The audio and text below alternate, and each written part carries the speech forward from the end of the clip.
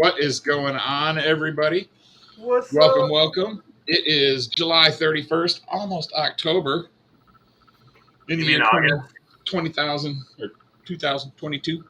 Uh, Almost August. Almost August. Almost August. You said Almost West Coast October. throwdown time.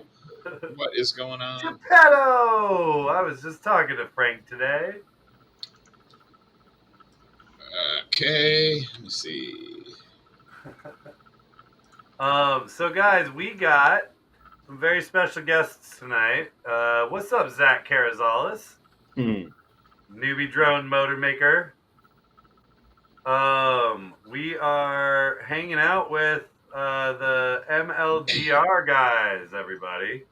So let's welcome AK and the Gatekeeper. What's going on? How's it going? So What is up? So, you guys, all right. So, MLDR, Major League Drone Racing. I just recently heard. I've been recently hearing about all these new leagues starting up, and I'm trying to figure out which ones are going to come, like, have the most races and kind of have the most options for people to enter. What can you guys tell me about MLDR? yes. So I guess I'll start. So MLDR is supposed to be a more of a spectator-based racing series. We'll have regional pilots, so you can get behind a local group of pilots. So because there will be local pilots, there'll be a lot more opportunity for pilots to get into drone racing at a more professional level. We anticipate at the full build-out having 32 regional teams, split into 2 divisions across the country. Anything to add to that, AyyKay? Yeah, so pretty much, I mean, ultimately, the best way that we can put it in like the simplest terms is just think of any type of major league sporting and, bring drone racing into it, essentially, utilizing, Western and Eastern Conference with 9 to 10 week series. I mean, there's still a lot of things that we have to iron out, but just as Ted shared, I mean, we're going to have 32 teams, 16 on each. Teams can be as big as 14 pilots, but we're going to be doing multiple heats. We have the whole structure of race formatting set up. The events are going to be at professional baseball stadiums for the most part as well, which is really exciting. And it's entirely geared towards the spectators. And getting the outside crowd excited about drone racing.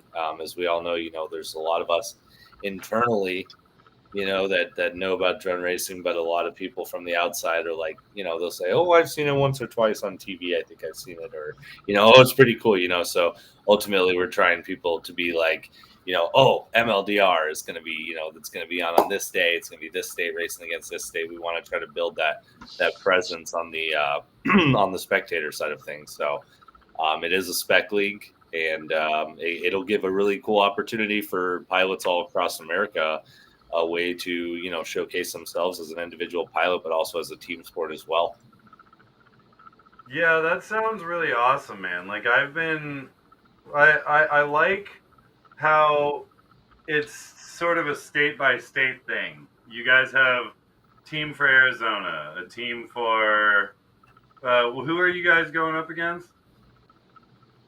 Like, So you sent me a flyer, and it had state by state teams, which is more of a major league sports side of it instead of DRL type thing, Yeah, I mean, right now, so we're actually in the process of building a couple more states. The goal is to be full ramp up by the beginning of 2024. So 2023, a lot of the events that we have planned are going to be more for our ramp up period. Like we're building, so we actually have 2 teams in Arizona. I am representing the Phoenix Falcons. This is MLDR jersey for Phoenix Falcons. And there's also the Arizona Desert Hawks as well. We have 10 pilots on each team right now. We're currently in the process of building the Houston team, the Dallas team, the Las Vegas team, and then come tomorrow, I'm going to start working on building out the California team. So things are moving quickly. It's, again, a lot of work. Nice. Ted's actually building the drones. He is the brains, if you will. He's building the gates, the drones, timing, everything. is pretty much kind of his expertise, which is really cool. So I'm sure you can touch on that as well a little bit. But the flyer you saw, it is Phoenix first. It is there's 2 Arizona teams at the Peoria Sports Complex this Saturday. It's a 3-hour event, May 17th at 7 p.m. And it should be really fun. And then we're scheduling Dallas versus Houston, as well as Las Vegas versus California, and maybe potentially another event or 2 next year. But again, I mean, we're in the ramp up stages, right? So a lot of work to get done, a lot of media to build up, So okay, so a couple questions. One, do you guys have a website that people can go to find information on it? Yeah, very simple. So themldr.com.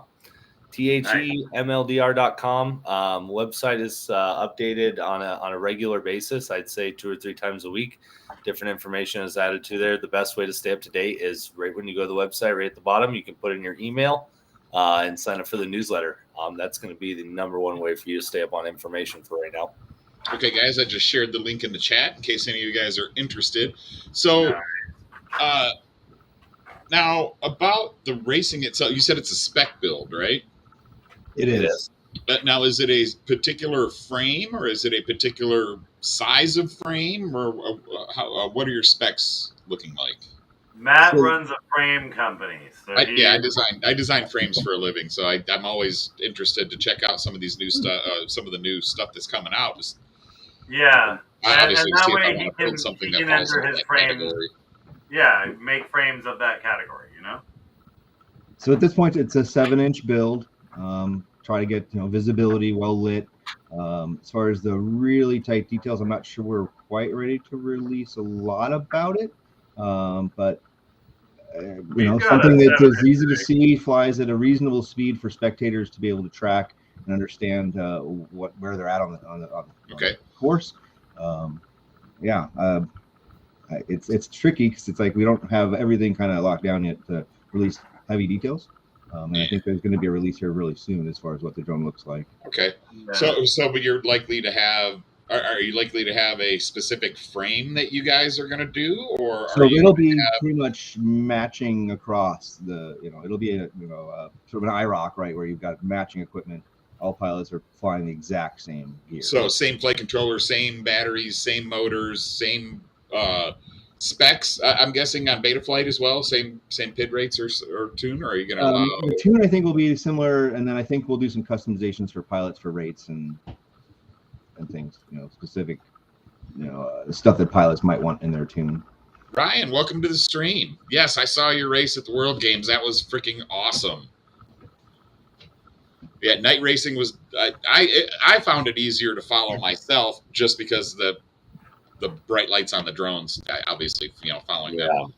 Now that sometimes that poses problems for the pilots, because if you don't get a camera with nice WDR, you're looking into stadium lights and then looking into darkness, and it can be a little weird. But I think the lighted drones, that seems to be something that is kind of going on with a lot of with the prig racing. Right, they want the lighted drones for street league racing. They want the lighted drones as well, and they're all seeming to be centering around a 7-inch or a more viewable drone. Right, so we did a freedom spec race recently with the AZ Nitrax guys and had lit spec race, and it was a lot easier to watch. I mean, it was enjoyable as a spectator, and that's I think kind of the area we're kind of heading towards is. Something where you can watch and kind of where people are at and who's winning. Well, even if you light up a regular 5-inch quad, they are sometimes hard to freaking track, man. These guys are going through, especially when we were at MultiGPIO, we're racing somewhat in the dark. I mean, they had lights up around the field and stuff, but man, it was even the guys with the 5-inch quads that were lit. It was just ridiculous. I mean, you were literally seeing the streaming of the lights. They're moving so quick. But when it comes to the prig racing, it was much more enjoyable to watch.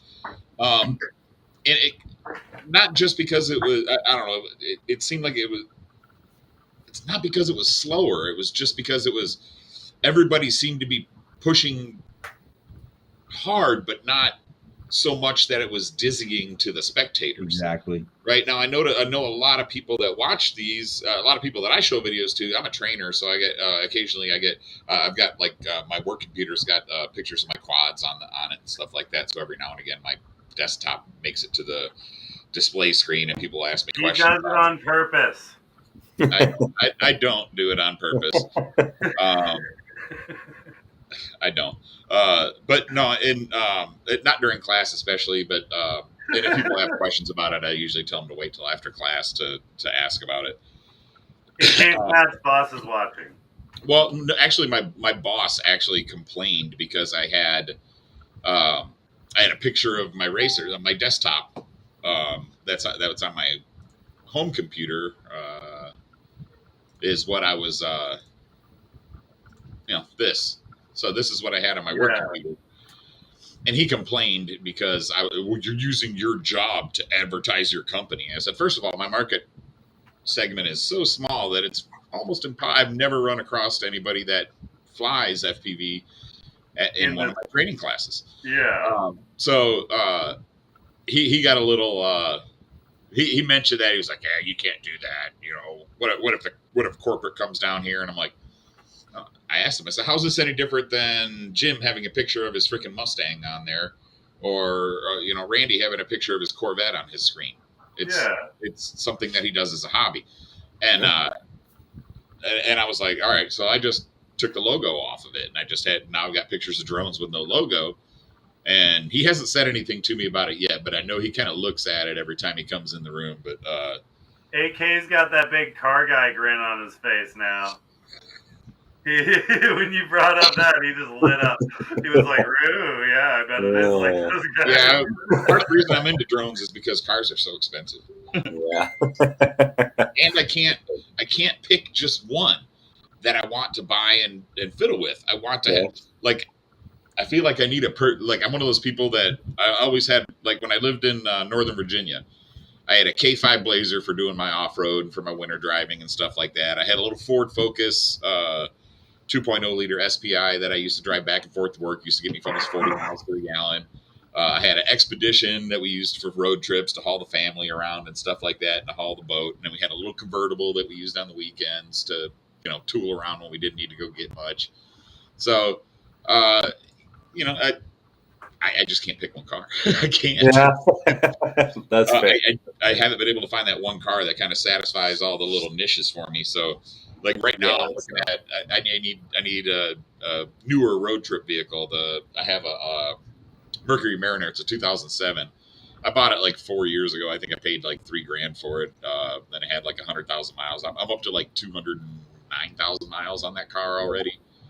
But I've been traveling. Like last year, I put like 12 or 13,000 miles on it, driving to California and then back to Texas and then driving to Io and then from Io to Oregon and then Oregon back down to Texas again. And then I'm getting ready to do that again this year. And I'm like, I'm a big guy, so I want a bigger vehicle. I don't know if you've ever seen a Mercury Mariner. It's the Mercury version of Ford Escape. So they're not large. But it's got a little V6 in it. It does okay. But I'm to the point now. I just drive an Xterra. Actually, I was looking at an Xterra Pro 4X. Was one of the vehicles I was looking at, but they're great, dude. You know me. Both me and Broken Sky both have Xterras, and well, I think what I'm kind of. Oh yeah, Shane, I've got AAA. I've got AAA Platinum with RV coverage. So if I'm ever towing anything, it covers the RV that I'm towing as well. But I've got the Platinum where it's like tows you 200 miles in any direction. And I had that actually when I came back from IO, and we were 230 miles away from home. If we would have been on the road for another 40 minutes, I would have just had them tow me home and done it myself instead of paying for it. But yeah, I was 30 something miles shy, and I asked the guy that. I was like, man, I said, do you want to take a drive? He's like, no. I'm like, fuck. But yeah. What are you driving, AK? But yeah, right now I'm looking at maybe a Ford Flex with the EcoBoost engine in it. All-wheel drive, 3.7 liter twin turbo. Still got good, comfy, big size road vehicle. Still got it can tow 4,500 pounds, and it's got turbos in it, so I can play with that a little bit. Right. It's always So, fun. so tell me about how the MLDR racing goes. Are we doing team versus team? Is it like individual racing, team versus team, or are we like running a team race where pilots will take turns during laps? Yeah, good question. So for the essentially what the plan is to run 6 up at a time, and you will have 3 pilots running from each team at a time with points based on placement, and adding up your points totals together to determine how many points you got for that heat. Essentially 5 heats, halftime, another 5 heats. However, there will be a limitation as to how many times you can run each pilot. So there will be strategy involved on how, when you're going to utilize specific pilots and how often, because again, there will be limitations. So ultimately it's adding up points for, each team to determine at the end who has the most points, and, either team, let's just say the Phoenix Falcons or the Arizona Desert Hawks win, they are essentially 1-0 for the season. Right. And then, of course, you have, your breakdown throughout the entire season to determine the 2 teams that make it to the championship. Okay, so similar to like track and field, for instance, in high school, you have a team, and everybody is competing individually in the events and gathering their own points, which then are accumulated as a team for the totals at the end. Exactly. Yeah. Okay, absolutely awesome. correct. Okay, that sounds fun. So, and you said you're going to have limits. So each pilot on the team is going to have to fly a minimum number of times? Correct. So we're looking at a specific minimum and a specific maximum as well. Okay. So it's not like you can just sit here and have your top 3 fastest guys fly all 10 heats, and just that's not going to be allowed. And it's, you fly the full heat, right? There's no swapping in the middle of a heat or anything like Correct. So it's not going to be like pit mode or anything like you would do. Okay. You would see team racing with like Mayhem or something. Nothing similar to that. It's not come in, land, and get the other guy to take off as fast as possible. Absolutely not. But of course, with how these quads are spec'd, we should be seeing longer flight times as well, which would allow for, a good 3.5 minute races going on. Okay. And now, what are you looking at? Some way to get the feed using like a HD0 box or something, a competition box to pull the feed out for spectators as well? Or are we counting mostly on the LEDs and watching the race physically? Combination of both, I think. During production, we're going to mix those 2 together. I don't think it'll be a kind of a 4-up view so much, because I don't think the spectators know how to, or the viewers at home know how to deal with that.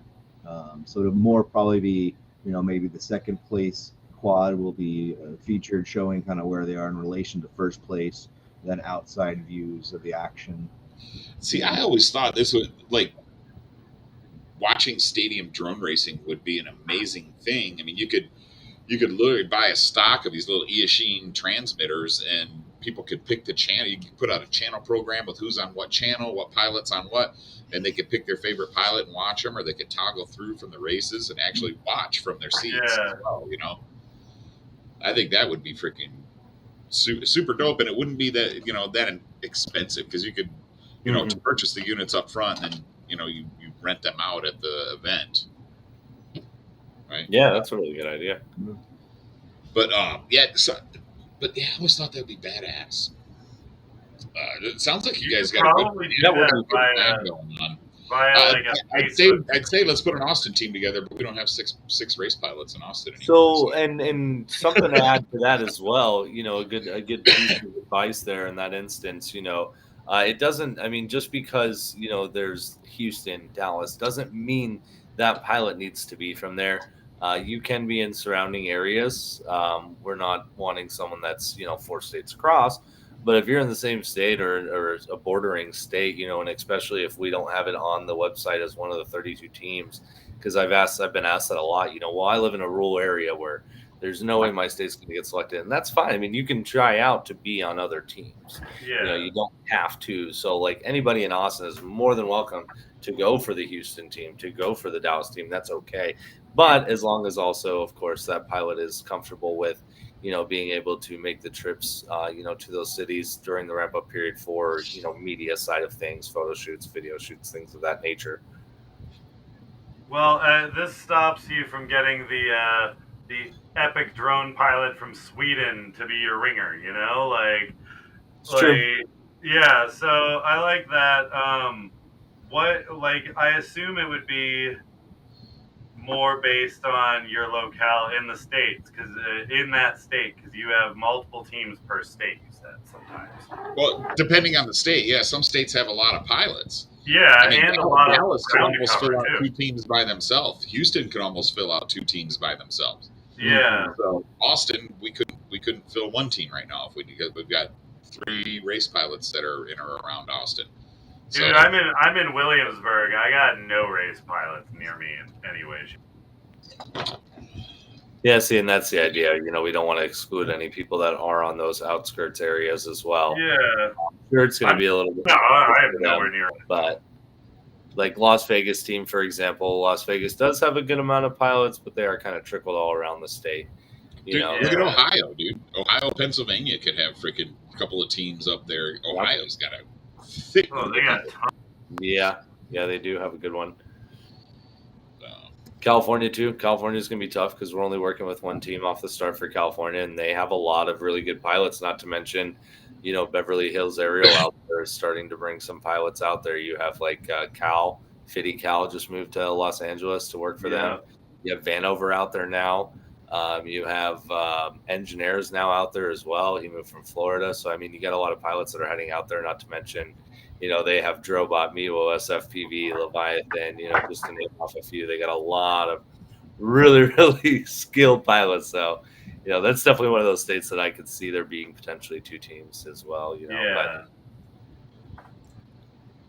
Yeah, California is one of those states that, man, it's beautiful to visit, but I'm not moving there. Right. Yeah. It's.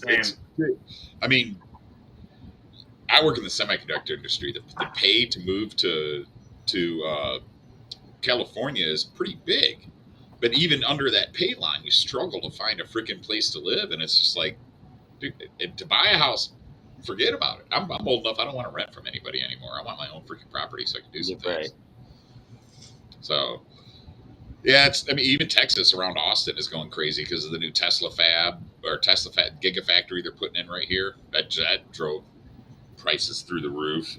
Sure. Samsung's putting the world's largest chip manufacturing facility up in Taylor, which is about 45 minutes from where I'm at. Everything is just, like, they're talking about this Samsung factory. They're talking about you're going to be able to fit like 5 Tesla Gigafactories inside of this Samsung chip making facility. Oh, wow. It's going to be gigantic. Like they bought like a whole half of a freaking town to put this damn thing up. So, and then the thing that makes me laugh is the town gave them some good tax. Well, the county gave them some good tax write-offs for putting it out there, and it's just like, but they actually put stipulations in saying, hey, you're going to have to improve these roads around here because otherwise, we need money to improve those. Sure. So, but that's the land out by there. Land I was looking at, 10 acres, partly treed, partly pasture lot, along Brushy Creek was 140 grand, and I think it's now up to 230. So for 10 acres, 200, for 10 acres. That's just for the freaking land. So, yeah, it's jumping a little bit. Yeah, everything seems to be going up pretty high. It's nuts. It's definitely wild. I'm a mortgage loan officer, so that's what I do as the 9 to 5. So it's definitely a weird market right now. Yeah, and I'm trying to build a house and use my VA loan. So there's a lot of hoops you got to jump through and stuff like that too. So for construction. Yeah. Well, the VA loan was not designed for construction to be used for a construction loan. Although there's enough people wanting it that for a while you couldn't get one at all with your VA loan.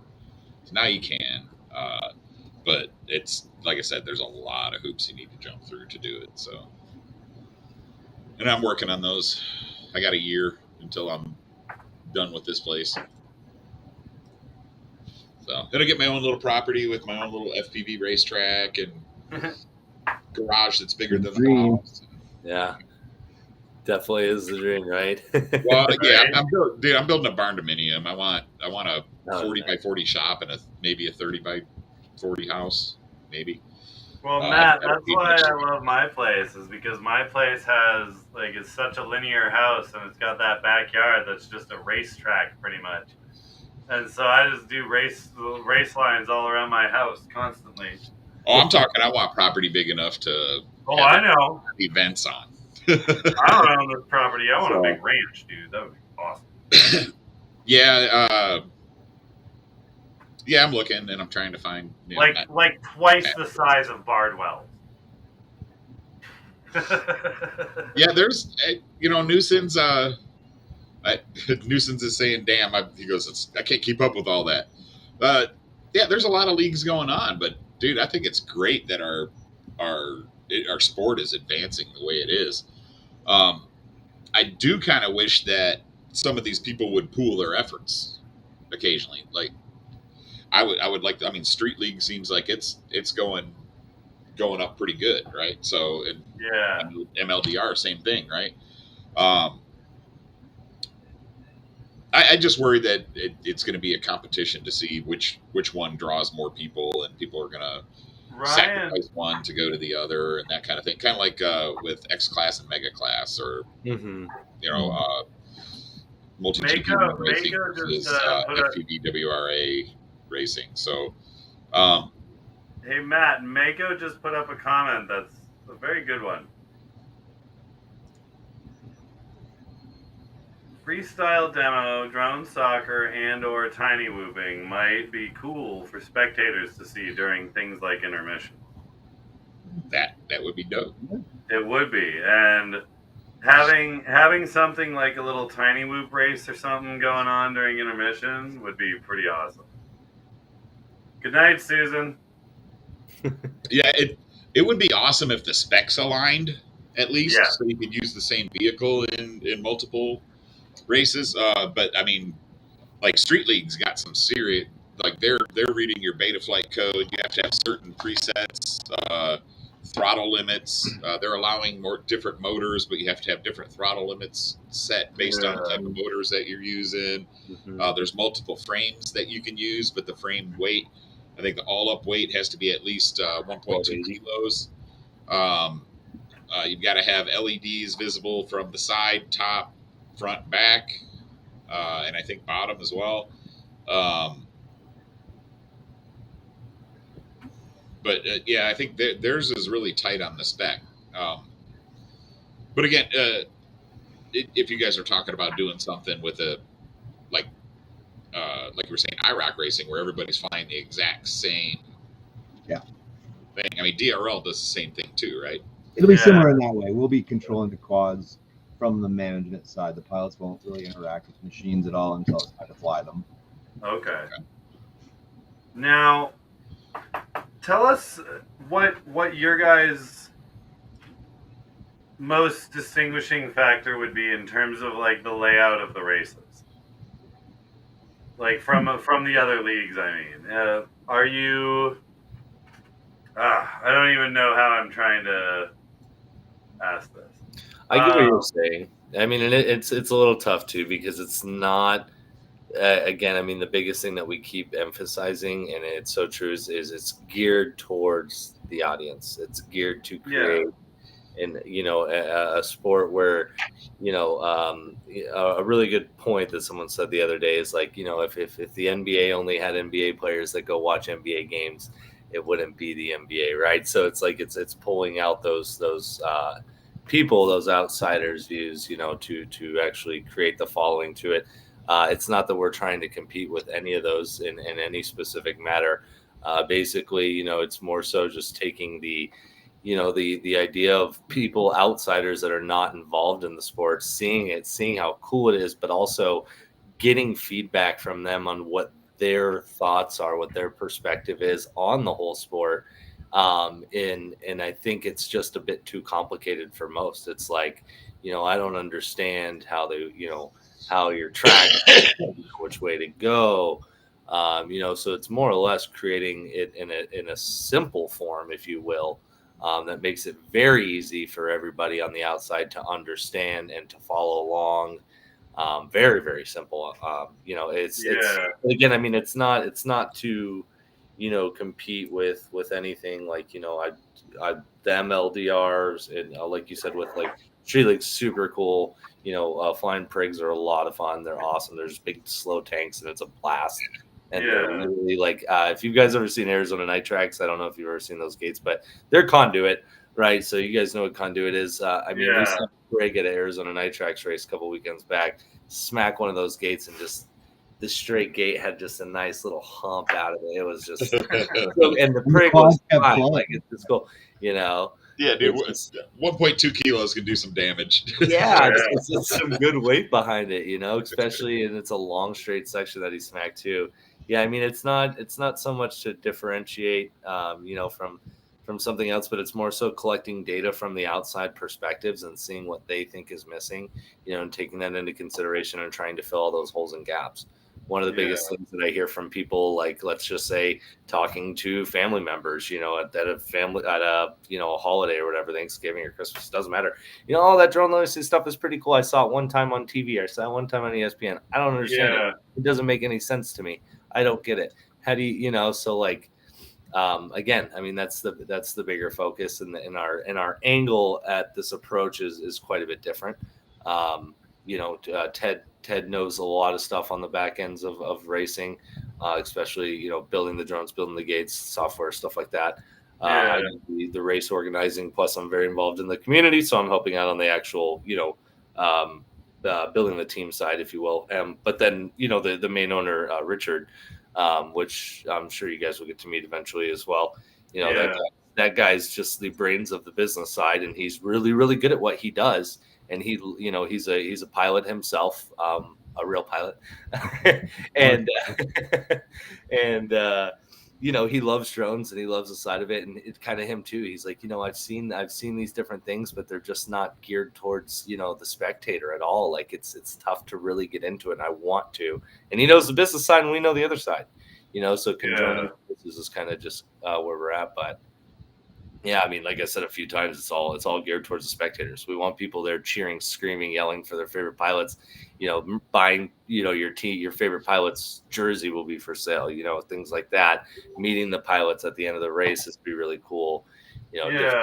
Various things. So, and that's one thing I really like the sound of, because, like, I've got, as I think I mentioned to you, AK, I have 4 kids, all under 6, running around here.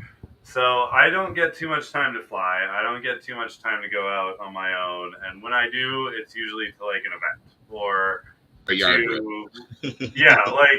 like to fly day with like Twans and Vitrafly, So I never really get that opportunity. So having something that's not a mobile sort of thing like DRL where you have to be in the right spot, but having something that would come to your city, race at your city, be able to go take your kids to, enjoy all that sort of stuff, really appeals to me. Like, just because I don't have a way to go out with just one of the kids, or go take one of them out to the fly.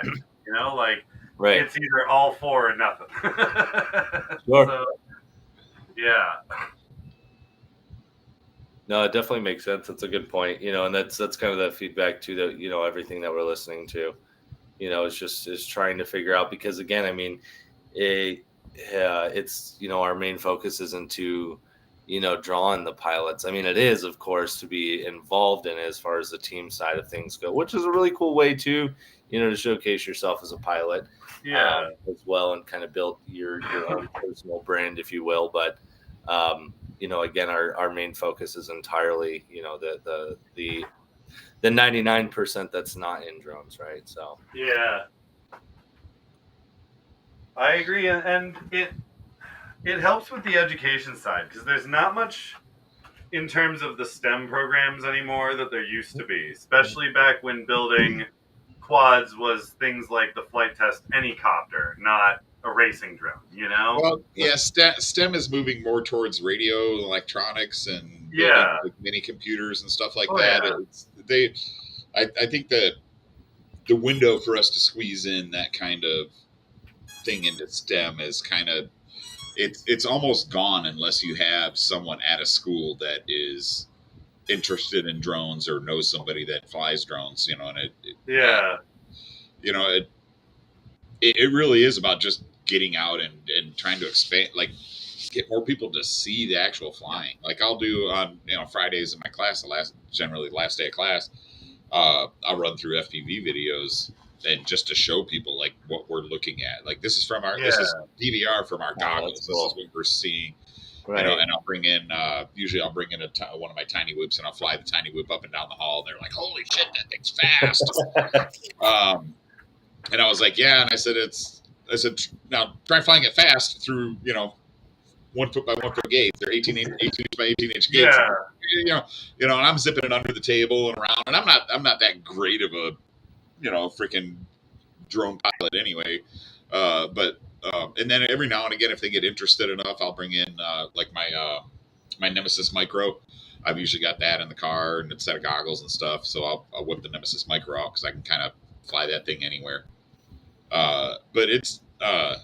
But I always have a spare set of goggles and a spare monitor. I've got 2 spare monitors. I've got one that's got a built-in battery and one that I need an external battery for. But having that kind of thing around, like when we first started flying, people would see us flying, and then they would, we'd be flying at a park, so they'd be walking by the walking path and they'd just kind of stop and stare at us and and just shake their heads and keep walking. So after a while, I had a spare monitor. I was just like, "What? Do you want to come see what we're doing?" Yeah. And that, especially people with kids, the kids would immediately, yes. Worst part is when the kids like, "Can I fly it?" And it's like, it's a little bit, it's a steep, it's a little bit of steep curve. It's not something you can just pick up and do. Yeah. Allie gets so mad at me when we go to the park with the kids because she'll be off at the playground with the kids and I'll be over in the field just ripping it up. And so all the neighborhood kids, all the parents, everything, the neighborhood kids will just flock over to me and be like, "What are you doing? What are you flying? Is that flying? Is that a drone?" Like, and every time she's like, "I can't go anywhere with you. I can't. I can't take you anywhere because everybody just flocks to you to see what you're doing." Well, and that was a good point too that you made, Gank. Is like, as a lot of times it's just people walking up, taking a look at it and just walking away. And sometimes every now and again, I'd say 1 in 20 people actually will walk up and ask questions and be kind of curious about what's going on. But being able to showcase that more on a normalized level would create a lot more understanding for a lot of them. Because I mean, there's always every single time when someone talks to you about it, they always have questions, right? They're always questioning quite a lot of things. Because I carry a set of like tiny hot goggles, like old school box goggles or whatever, with me. So if I do get one of those looky loos, I'm like, here, just put these on. Like, and that I find that's a little bit more beneficial than a monitor, just because it immerses them. Well, I found there's a slight to getting people to the goggles right away. I had three women puke on me. Not literally on me, but puke while I was flying because they were just got so. One I think had vertigo. As soon as I shot up in the air and looked straight down at the ground, I could hear in the back, and then one lady almost fell down. Her husband was kind of holding her because she was swaying all over the place and stuff. But so I found the monitor helps for some people. Although it can be funny if you've got if I had a camera set up watching it, it would be funny. But I don't want to make people puke. I try to tell them it's the same. Like the first time I flew, granted it's gone since then, but the first time I flew, like the first time I popped up in the air and then came down, it was almost like riding a roller coaster. You could feel your stomach drop and stuff like that. And it was really, it took a little bit to get over that. And then for some people, just they can't handle how fast people move, like especially racing. Yeah. It's like, And holy it's the same sort of thing as, yeah, you're flying around a track that's like a quarter of a mile long and it's taking like 12, 15 seconds. You know, so it's like, you know, these racers, I said the 5-inch racers, the most popular ones right now, I said, most of the time they're going between 35 and 105 mile an hour on that freaking track. And I said, when you're watching the pros, it doesn't drop below like 70. They're just freaking everywhere. And for a lot of people, that's intimidating. It's just like, sure. How do you learn? And how do you learn the tracks? I was like, well, kind of have to practice. I said it's becoming more common now that the tracks will be up on a simulator before the race for some stuff. So it will, you know, you do have kind of a chance to practice it there. But I said the good thing about the way we fly is, you know, we've got a little camera and a video transmitter. You can have thousands of people tuned into that one channel and watch. Mm-hmm. So you can literally, the first thing I do when I get to a race is I make sure my goggle battery's charged up and my goggles are ready to go. So as soon as people start running, I can watch the race while I'm waiting in line just to get that familiarity. One, to get the lines down because like I'm not that great of a pilot, but two, to get the track down. So that right there, just doing that in the past year, it helped me improve a lot. Like I was actually completing the race in practice versus where I would be down so much in practice that I didn't even really get any good practice laps to get my lines down on the track, or, you know, so it was a little frustrating, but changing that and actually watching all the time really helped me improve that learning of the how quick I can learn the track now. Yeah, I think it's a good idea to have them on the simulator before. I think a majority agree with that too. There definitely is some that think it's, you know, giving the advantage or the upper hand. But in my personal opinion, it's nice to just be able to come into a track and know exactly what you're doing. So that way your practice batteries are true practice batteries. Right. And if you're turning around and going the wrong direction all the time, then it's not. I mean, is it really practice? Right. And if you're playing devil's advocate, is it really that much of an advantage? Right. Now, you either give the advantage to the person that's practiced on the simulator, or you give the advantage to the person that can learn tracks very quickly. Mm-hmm. Mm-hmm. You know, I think it's more fair if everybody has an opportunity to download the track. And, you know, like I've got Velocidrone on my desktop and my laptop. So, you know, wherever I'm going, I've got a laptop with a built-in graphics card and a 300 hertz monitor, supposedly.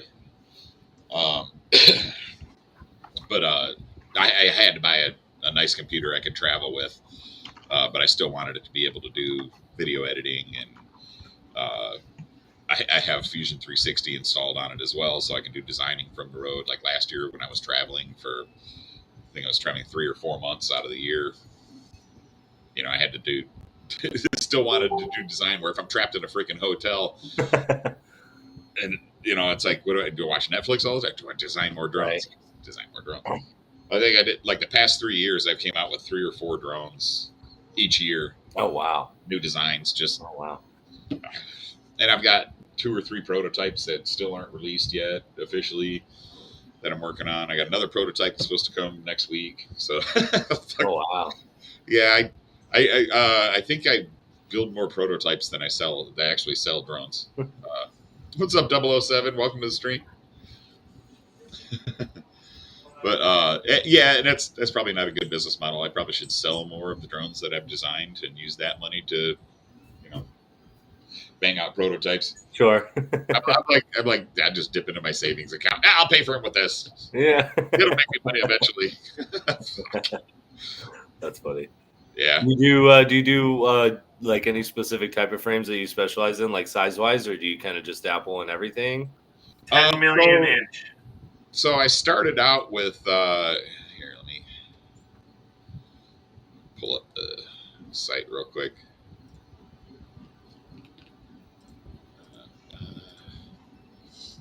So I started off with just a freestyle. I created the Mutiny Freestyle. Make your screen big so they can see it. Oh yeah, I got it. So I started out with the Mutiny Freestyle frame, and actually I think I've got it disabled because I've got the V2 out now. This one here was my first frame. I wanted a freestyle frame that that was durable and would help protect the session because sessions were expensive. And I'm a cheapskate.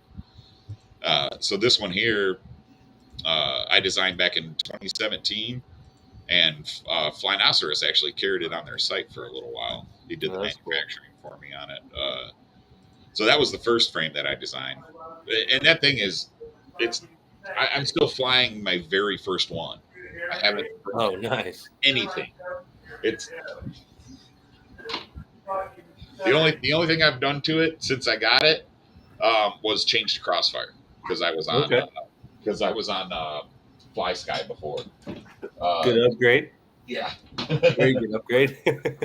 Well, I mean, to be honest, I love Fly Sky, and I never had any issues with fail safes until I designed a micro. Once I designed a micro and all their little monopole, those were garbage. I fly behind a tree 10 feet away from me, and I'd lose freaking signal. Yeah. Yeah.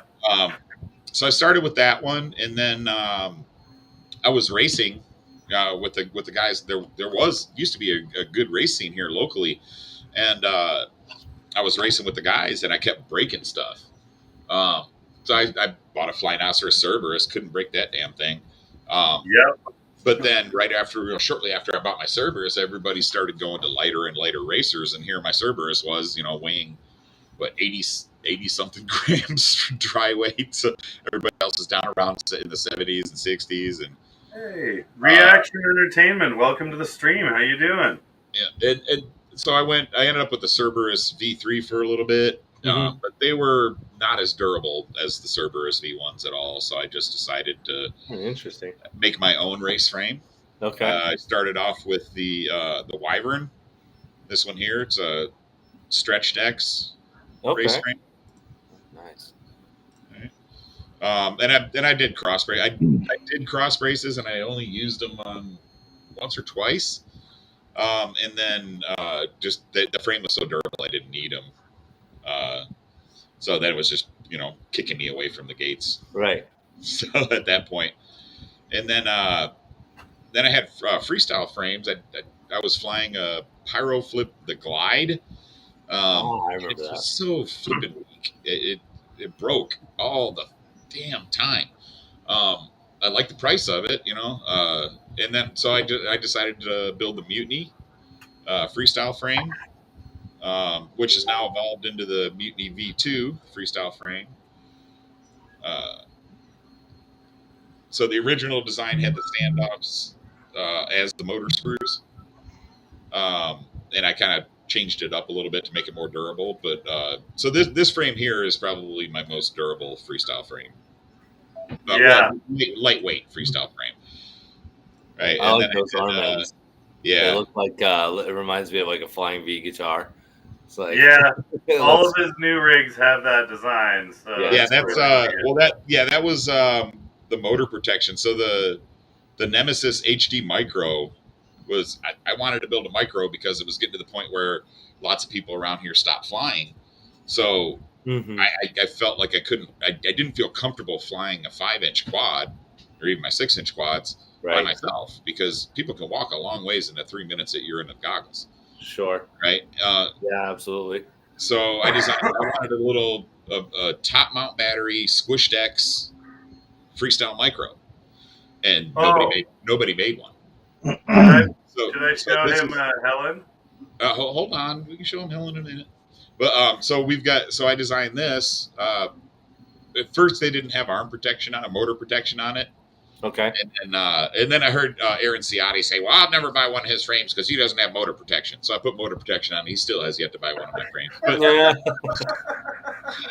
but it's like he just finds another excuse. I'm kind of big. I got a lot of micros right now, and it's just I've heard this 6 times at least, and every time it makes me giggle at that special place in my heart. It's okay though. He doesn't want to admit that it's a really great frame. I know, but that's okay. So I designed this one, and then since then I've made 3.5 inch and 4 inch versions. I Okay. gotta update the picture yet, but then I designed the Pixie Racer, right? Little 3-inch racer. Oh, that's cool. It's got boomerang swappable arms. I figured for the racer, they, in case you break something, I got a little canopy I designed for it. Yeah, I like that pod. That was the first pod I ever designed, and it actually turned out really well. Yeah, it looks good. But that's so I did the 3-inch for that, and then I did just for giggles. I made a 4-inch version of it as well. Okay. So, yeah. I have a 4-inch I've been flying lately. That's a lot of fun. So, Fast. this is my Pixie 4-inch. I'm flying it with 3-inch props, but there is so much clearance like between the props. Oh yeah, definitely. So I could go a little bit bigger and even go 5-inch. And now that some companies are starting, like Flywoo just released a 16 by 16 30 amp freaking stack. Yeah. Right. So okay. So I'll make a 5-inch set of 5-inch arms for it too.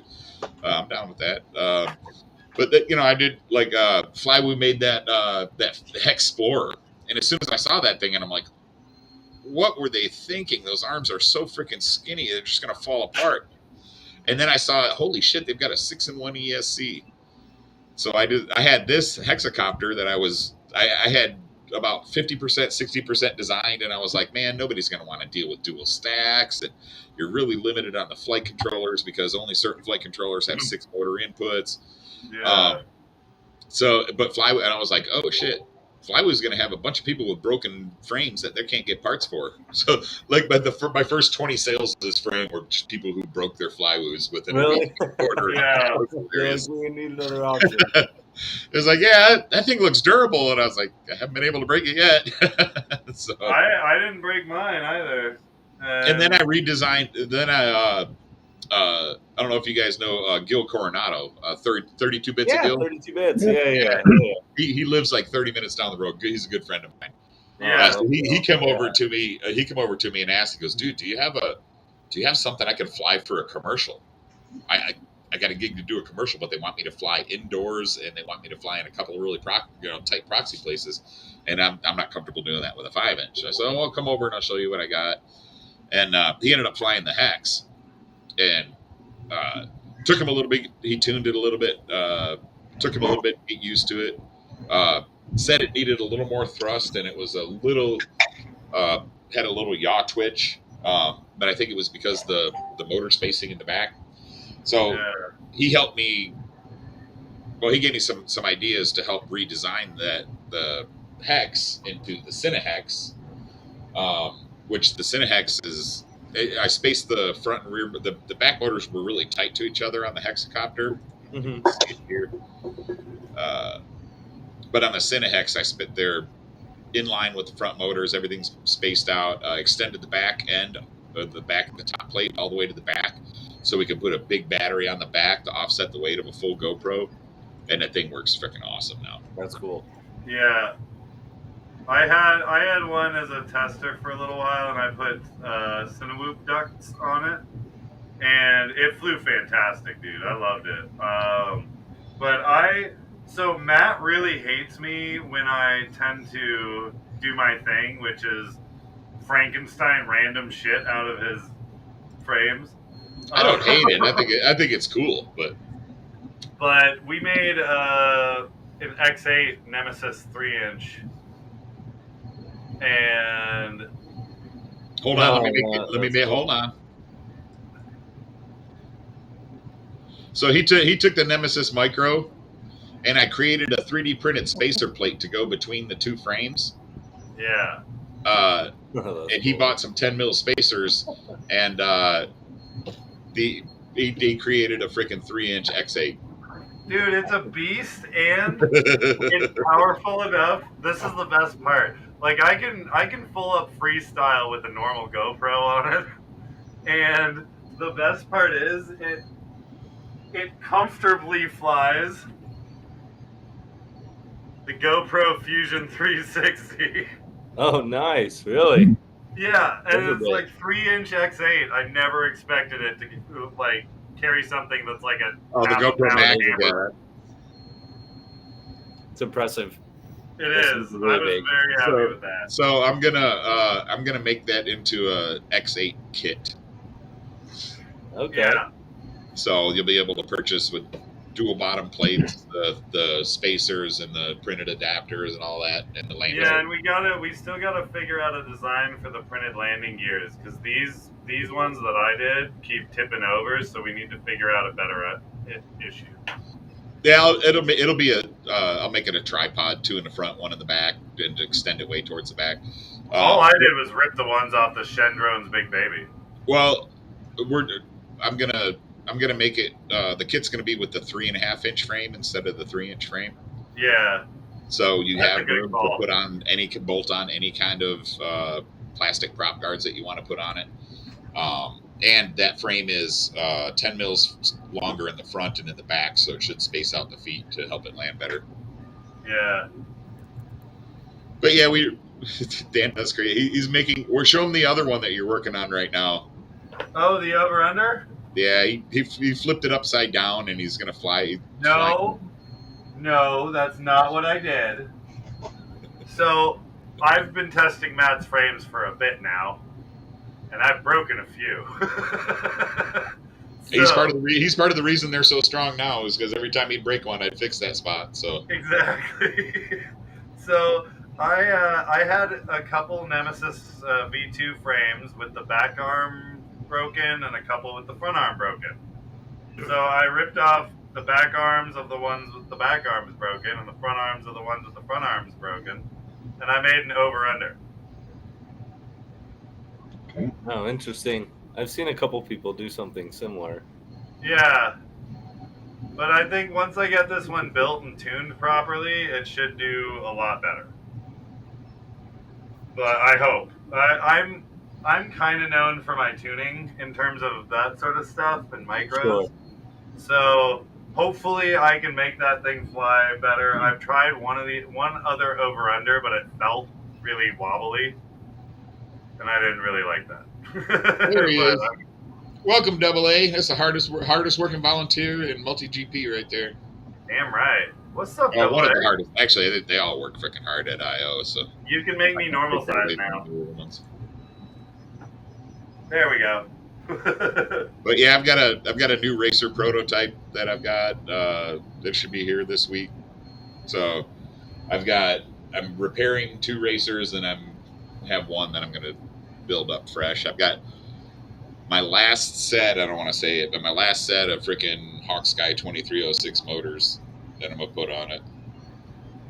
I've been Like flying your last set of your motors or the no, The these are custom they're the Hawksky. These are the ones that I helped them improve. These are the V3s. yeah. So I worked. So when Hawksky first started selling motors, I got we had some custom motors made for us. Where are they? You guys probably remember these motors. Look like the freaking dinner stool. Got the line on the sides. Oh, yeah. So I was talking to one of the ladies from Hawksky, and she was trying to sell some. So I got together a group order for our local flying group, and we had them laser etched and all that stuff. And they came, and the bearings started failing. So we had a bunch of the guys that were flying hard started seeing their bearings make noise like early.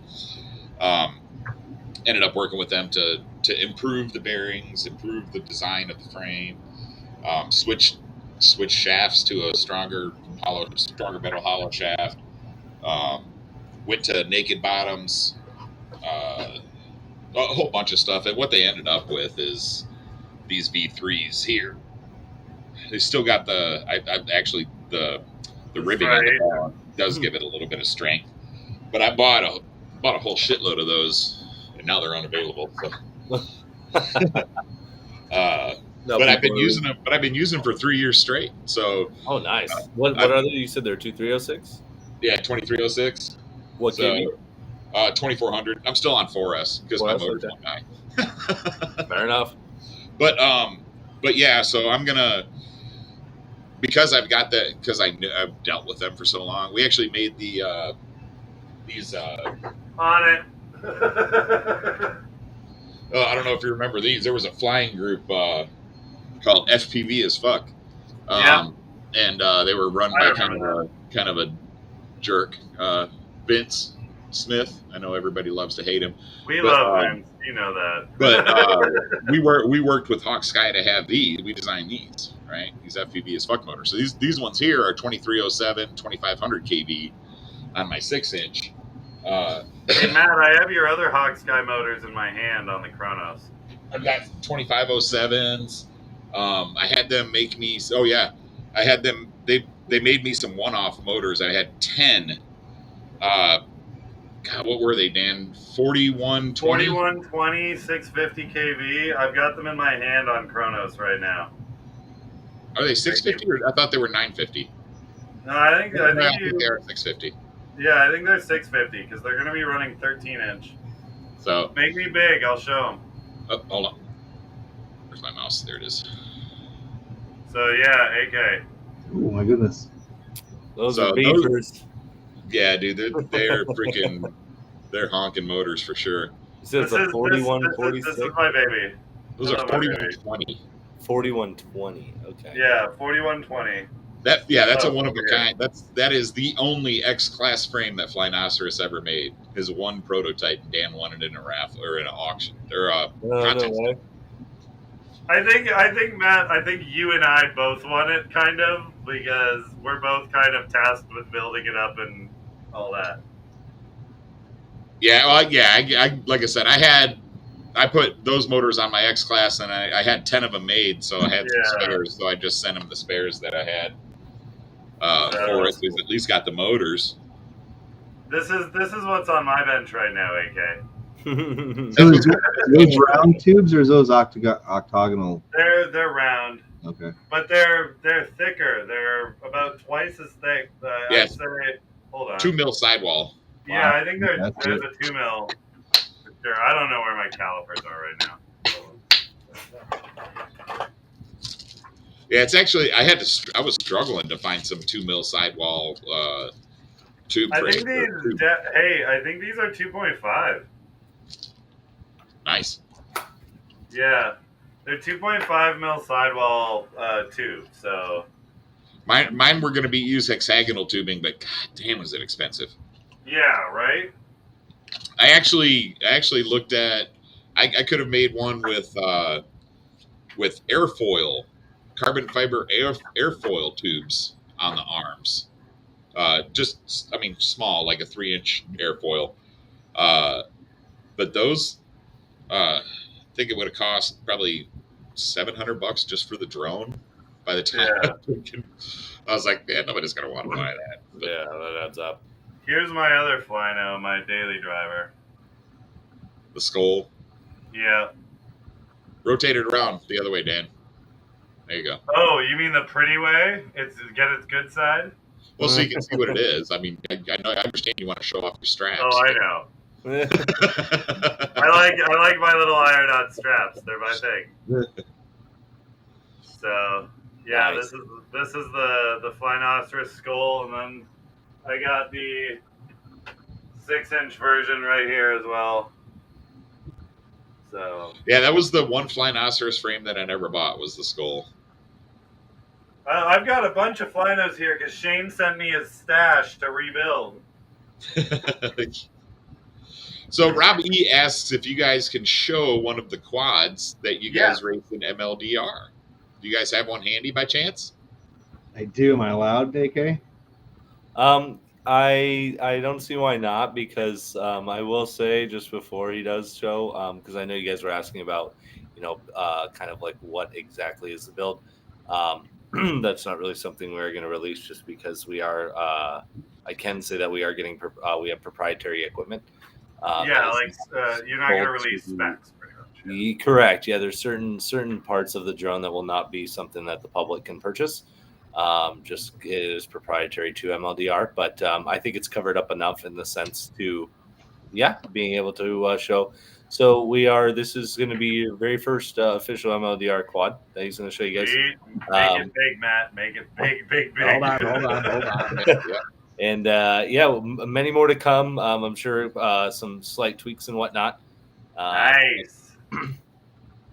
So it has black straps on it, should be clear, but it's basically the drone as it stands right now, 7-inch.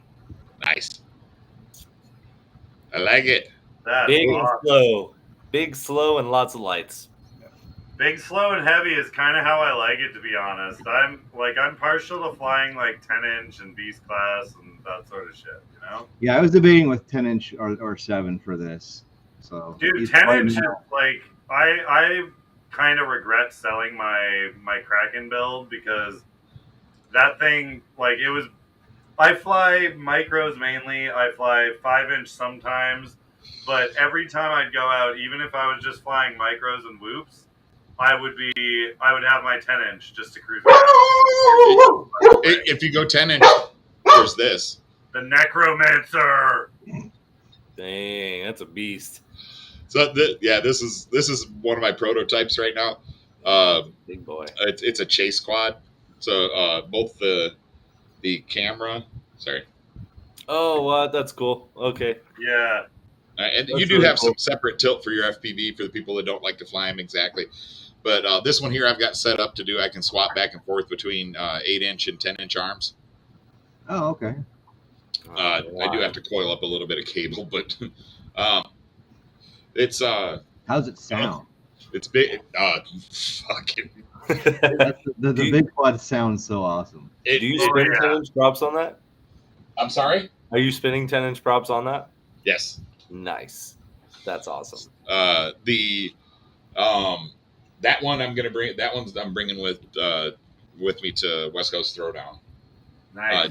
Jesse Gallego from Rogue Action Drones. He is using the Necromancer right now. He's one of my And quad feedback guys. So he uses it to chase drift cars every weekend. Oh, nice. And he said he's got the tune down so fun that he doesn't even fly the other drone. He's just he had to buy more batteries so he could keep so he could fly the. But it'll fit a 2200 or a 3300 6S on the battery plate. Oh, wow. So you can chase cars for a little while. Oh, I'm sure. That's awesome. So, but yeah, that's one I keep getting. A lot of people want me to push the prototype to finish it, but I've only got 2 testers, so there's limited feedback. Most of my frames, I get 20 testers out there, and I get feedback immediately. Sure. Yeah. I mean, the only like Jesse right now, the only feedback is, I love it. It's fucking awesome. Like, Now, speaking of chasing, AK, I brought this up to you earlier. Yeah. I'm gonna get you in touch with the marketing team at Subaru Motorsports at some point and see if they've got an Arizona division. Yeah, absolutely. That would be a lot of fun. So, Definitely down for my that. buddy Andrew's really trying to jump on that and get something scheduled, but he's up in Vermont. So Yeah, and we just got a rally course out here. That's only about Nice. 45 minutes south of me. So nice. yeah, I've got That'll be super fun. Like I gotta get my part 107 because we've got my buddy keeps asking me to come out to the motocross track to film some of the motocross guys, and then the company that owns the motocross track has also put in a dirt drift track, so they've got a cool. dirt drift racing. So I definitely need to get my part 107 to get That's out there and start flying some of that. So I'm gonna have to shut this off, or I'm gonna have to take off at least in the next 15 or 20 or so minutes. Is there anything that we've kind of glossed over that you guys want to touch on before we end? Because I want this to be a good promo spot for you guys as well, because I don't think too many people other than the ones following like you, AK, and like Honey Badger and all those guys, not too many people know too much about MLDR yet. And Sure. so and it's something you're definitely going to start seeing a lot more of too. Yeah. So, I mean, there's a lot of work that Ted, myself, and the owner Richard are doing on a day-to-day basis from sun up to sundown. I mean, it is we really are. We're nonstop working on something for it. And you're going to see a lot more of it. It is going to start flooding the market quite a bit more here pretty soon. Sweet. I hope so.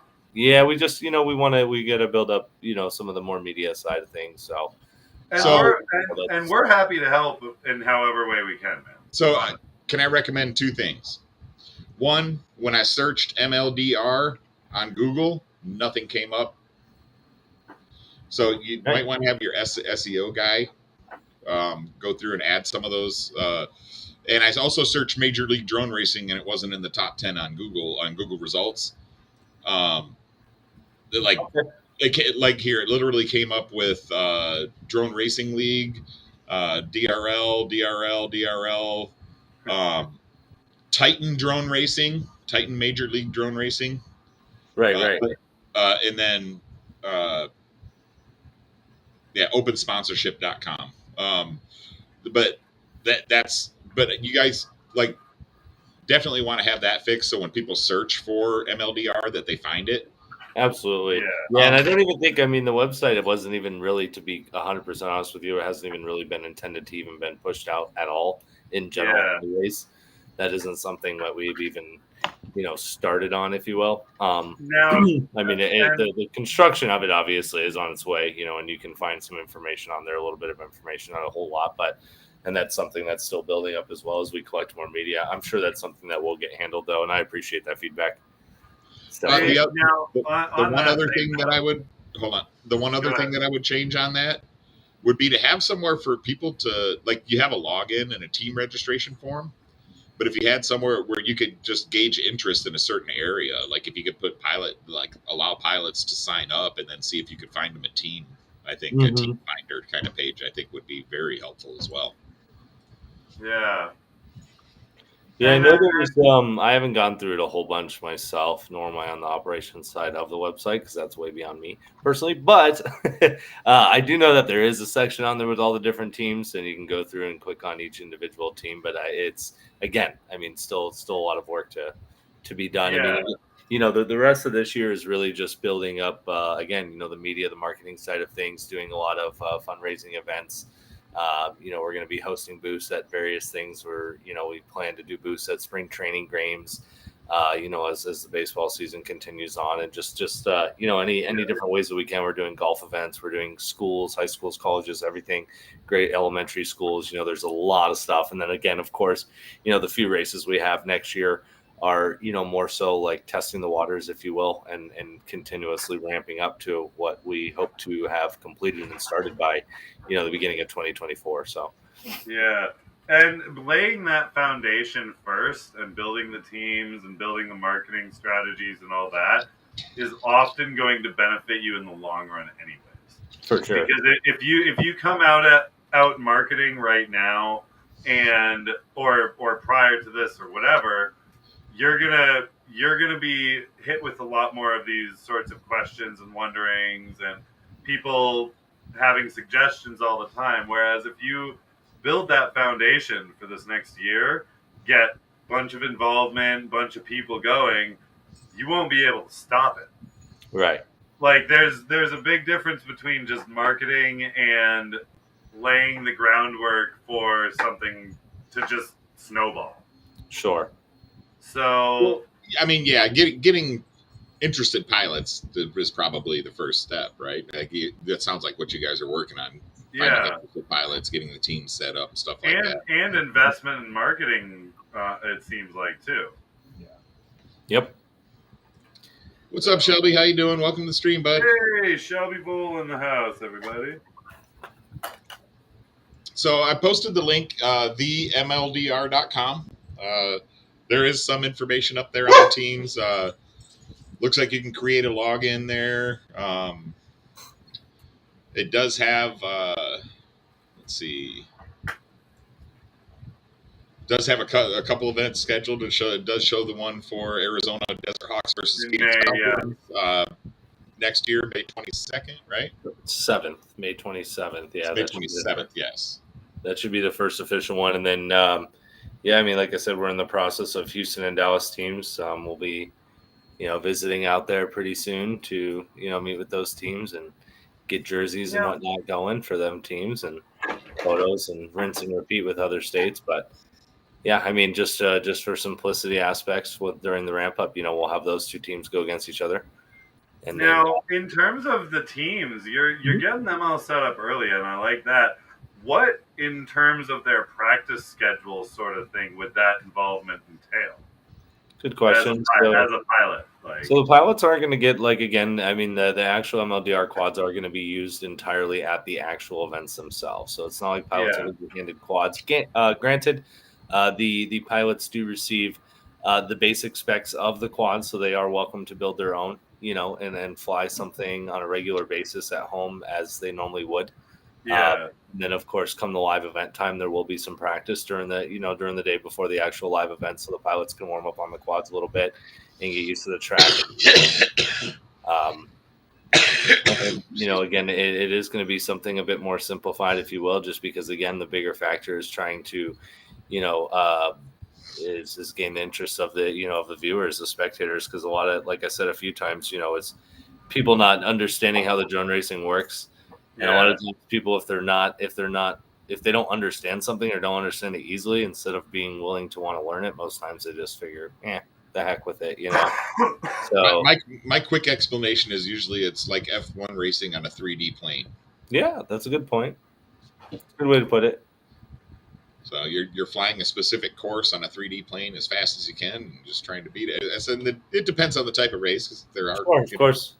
Like all the qualifiers, everybody asks, "Did you win?" And I improved my score. Right. So, I was racing the clock today. I wasn't racing anybody else. Right. Yeah, I could get my fastest lap, at least one out of every 3 laps, but I couldn't string 3 together. It's always worth a shit. But I improved my times this year, so nice. I was happy. That's always a good feeling. Yeah, it can be tough, especially to the leaderboard things are deceiving. I mean, you never know how many times it takes a pilot to warm up. There's some pilots out there that 2-3 packs in, they're automatically flying at the max of their ability, where you have some other ones that are fighting out of 25 packs to string together 1 3-lap run. So those leaderboards are intimidating, from sometimes it's like, wow, I thought I was faster than this guy, but he put down a better time. But then you go race him at champs and you're like, okay, a little bit different. I'm a little bit more consistent, maybe, maybe I have more race experience under my belt. So all those factors come to play. It's really fun. Well, I mean, to be honest, the pressure builds up towards the semifinals and the finals too. So you've got to, pilots have to deal with that. So yeah, that's true. And then I've seen, pilots like Alex get thrown just for 2 bad quads in a row, or one quad catches on fire, another one he smashes into some battery, catches on fire, and then all of a sudden, he's not in the right headspace. Yeah. That happens to all kinds of people. I think, what was that? I want to say it was Evan that had trouble the year he went to. I think he went to champs with nothing but brand new Flight 1 stacks, and they all went Sizzler on him. I think, was that Evan? Someone, can't remember who it was. Yeah. We had like 5 quads, and all of them caught fire. It was. That's rough. Yeah. Yeah, it's not a fun experience. Definitely not a fun experience. I flew Prototype Motors 1 champs, and the bells, the supports from the actual post, the bearing is to the outer parts of the bell were just paper thin.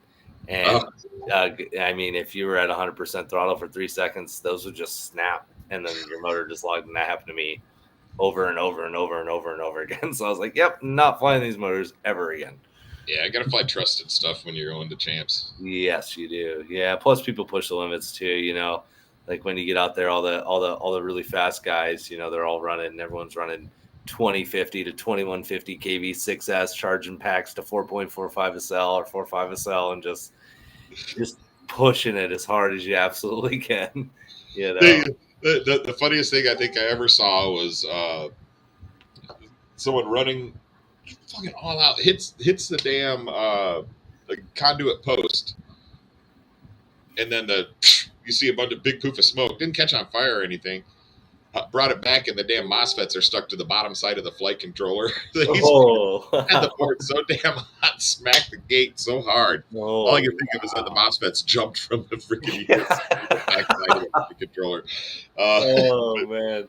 You know you're cooking some stuff. Like when you go to grab your freaking your plug, and your plug is hot, or the capacitor is melts to each other. Melting. Yeah.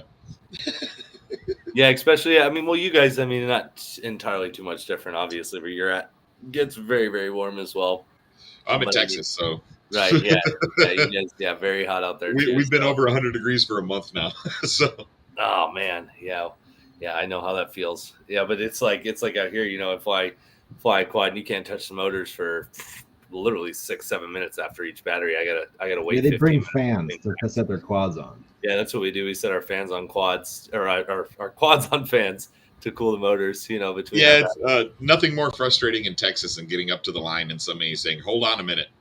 Yeah, because like literally within 60 seconds of me sitting down, I'm getting a freaking temperature warning on my flight controller. So it's like 71C, 72C. Come on, guys, hurry up! Yeah, right. 74C. Come on. I gotta take off 4 hits 75, or I'm not moving. Right. Yeah, no, and then that's almost a guarantee in any type of 5-inch, you know, outside door racing is always going to be, oh, hold on, I got to do this, or oh, I got to reboot, or oh, it's I'm trying to get. It's like, yeah, Texas is like June, July, August in Texas is kind of like December, January, February up north. It sucks. You don't want to be out in it. That was tough for us because we had to have our GQs out in the heat. Right. Yeah, so to try to get him in by the end of July.